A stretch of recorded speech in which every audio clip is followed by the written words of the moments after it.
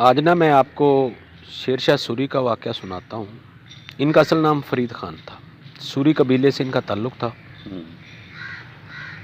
اور انہوں نے نا ایک شیر کو مارا تھا تن تنہا نے، تو اس وجہ سے ان کو شیر خان ان کا نام پڑ گیا۔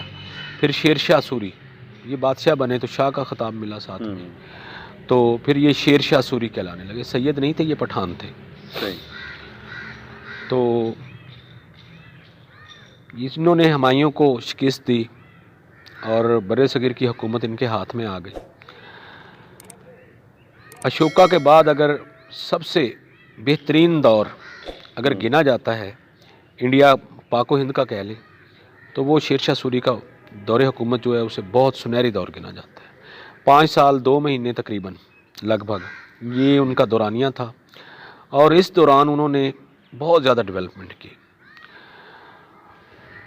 انڈیا کو، ہندوستان کو بڑی ترقی، بڑا عروج حاصل ہوا اس دور میں۔ اس کے پیچھے کچھ عوامل تھے، کچھ عناصر تھے، وجوہات تھیں۔ ان میں سے ایک وجہ انصاف تھی۔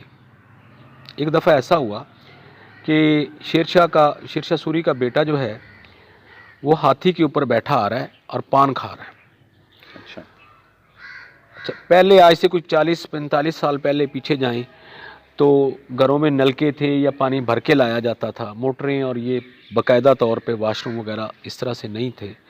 لوگ گاؤں دیہاتوں میں رفع حاجت کے لیے باہر جاتے تھے، تو عورتیں جو ہیں وہ پانی بھر کے یا نلکے کے آگے جی وہ چارپائیاں ادھر ادھر ڈال کے اس کے اوپر پردے ڈال کے، کپڑے ڈال کے وہ پردہ بنا لیتی تھیں اور وہیں پہ بیٹھ کے نہا لیتی تھیں نلکے کے پاس ہی۔ ایک ہندو کی عورت جو ہے نا، ہندو کی بیوی، وہ نہا رہی تھی، ادھر سے شہزادہ حضور جو ہیں یہ ہاتھی کے اوپر بیٹھے ہوئے جا رہے ہیں اور پان کھاتے جا رہے ہیں۔ اس ہندو عورت کے اوپر ان کی نظر پڑ گئی۔ فطرت، طبیعت کی خباثت کہہ لیں کہ انہوں نے وہ پان کی پیک جو ہے اس ہندو عورت کے اوپر پھینک دی، آگے چلے گئے۔ اب نا وہ ہندو عورت کو بڑی تذلیل محسوس ہوئی کہ جی کیا ہوا، حیادار عورت تھی۔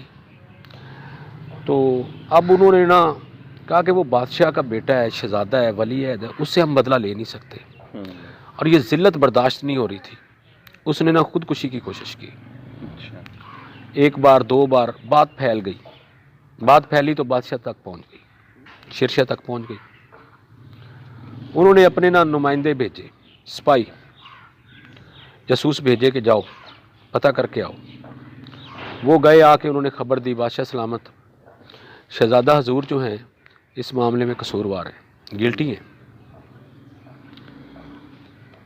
بادشاہ نے کہا ٹھیک ہے جی، بلاؤ اس ہندو کو اور بلاؤ شہزادے کو۔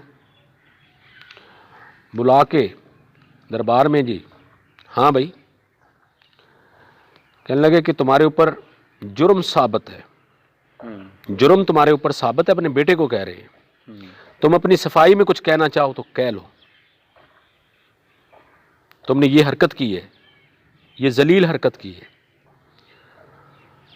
اب وہ خاموش، بیچ میں سے وہ چاپلوسی کرنے والے خوش آمدی درباری وہ بولے جی وہ جان دیو جی اپنا پتر ہے، کتھے ولی ہے تے کتھے وہ کراڑی ہندو عورت، جان دیو، بس معاملہ رفع دفع کر دیو جی۔ بادشاہ کا چہرہ نہ متغیر ہو گیا، غصہ آ گیا، چہرے لال ہو گیا چہرہ۔ کہنے لگے کہ خبردار، وہ بھی ایک عورت ہے، وہ بھی انسان ہے، اب اگر کسی نے اس کی حمایت میں ایک لفظ بھی بولا تو میں اس کو اعانت جرم میں پکڑ لوں گا۔ سب خاموش۔